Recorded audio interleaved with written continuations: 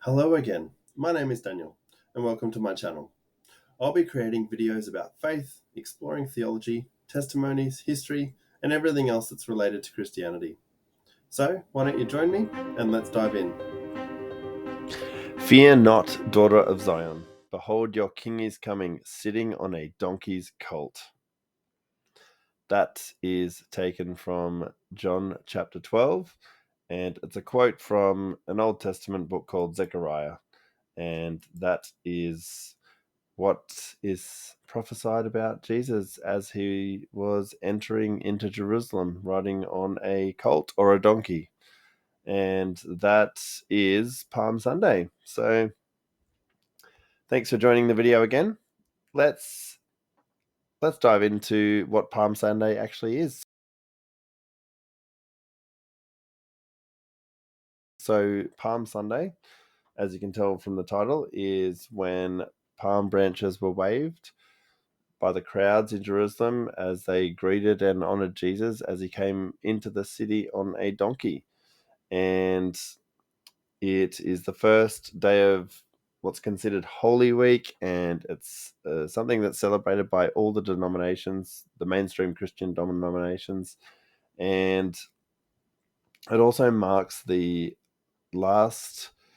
week before Jesus is resurrected from the dead. So it's a very important week leading up to that, and it's a very interesting contrast that he was celebrated and honored coming into Jerusalem, yet less than a week later he was crucified on the cross, and Roman crucifixion, which was horrific, and died and then rose again 3 days later on Resurrection Sunday. So the quote that I read just at the beginning was from Zechariah. So I'll read it in full for you now. So it's from Zechariah 9, and it says, "Rejoice greatly, O daughter of Zion. Shout aloud, O daughter of Jerusalem. Behold, your king is coming to you. Righteous and having salvation is he, humble and mounted on a donkey." Now, that is a great representation of he humbly came. He didn't come as a conqueror. He was humble and came as a servant. So what I've read about as well is the symbolism of the donkey is in the Eastern tradition.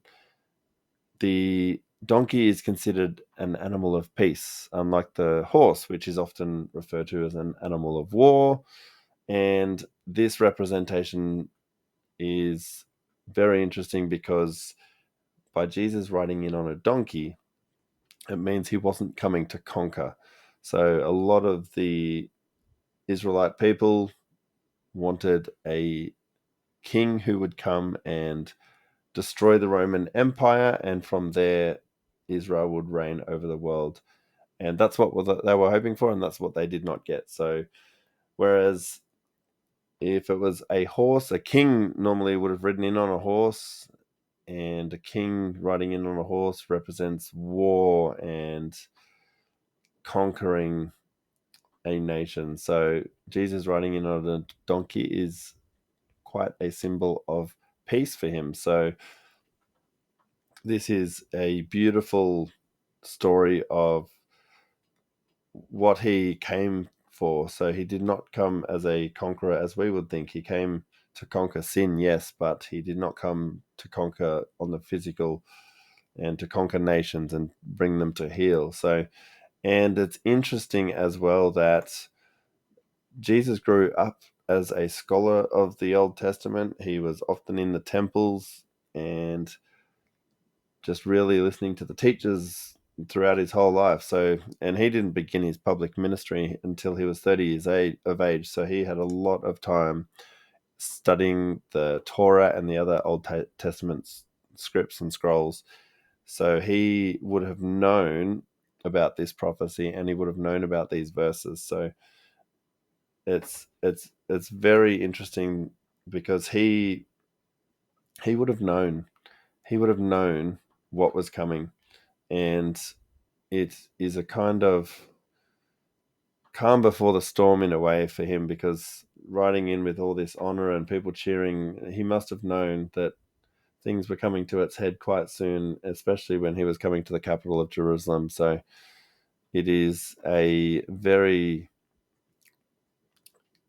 heavy weight that he would have had on his shoulders. He would have known the weight of what was to come and what he must have had to bear. So I'll but if we have a look in John chapter 12, verse 12, we'll go back to the story in the Bible, and it says, "The next day, the large crowd that had come to the feast heard that Jesus was coming to Jerusalem. So they took branches of palm trees and went out to meet him, crying out, 'Hosanna! Blessed is he who comes in the name of the Lord, even the King of Israel.' And Jesus found a young donkey and sat on it, just as it is written, 'Fear not, daughter of Zion. Behold, your king is coming, sitting on a donkey's colt.'"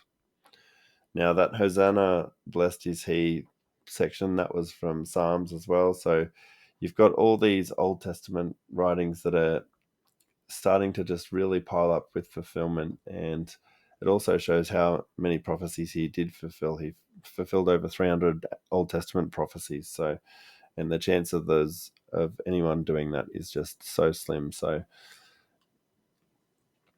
and if we continue in verse 16, it says, "His disciples did not understand these things at first, but when Jesus was glorified, then they remembered that these things had been written about him and had been done to him." So it wasn't until after he had died and rose again that the disciples remembered these verses and why people were saying these things about him. So it's yeah, I guess this Palm Sunday is just a reflection on the way that Jesus came into Jerusalem, and he knew that he was going to be a living sacrifice for mankind, and the peace that was upon him, and also the fact that he rode an animal of peace, despite the fact that the people that were cheering for him a few days later were calling for him to be crucified. So I just can't imagine the weight that was on him at the time, as I said, and it's it's a nice time to reflect before we head into the Easter weekend, where we see his crucifixion and then resurrection, and a few other things happen before that as well, and like the Last Supper, which leads to communion, which is what we do in Christian denominations as well. But it's a really important part of the biblical calendar, and but it's also, I know I did a video on Lent. I said that that's not that's something that we celebrate in our denomination, but it also marks the end of the Lent season as well. So, and yeah, it's a really nice time to reflect, and those, just in prayer and fasting, and just for what Christ did, and the way that he came into this world as a servant for others. So yeah, so what are your traditions for Palm Sunday? Do you have any traditions or anything you do specifically, or is it just a normal Sunday for you? So yeah, let us know in the comments, and if you like the video, please don't forget to like and subscribe, and we'll see you on the next one. Cheers.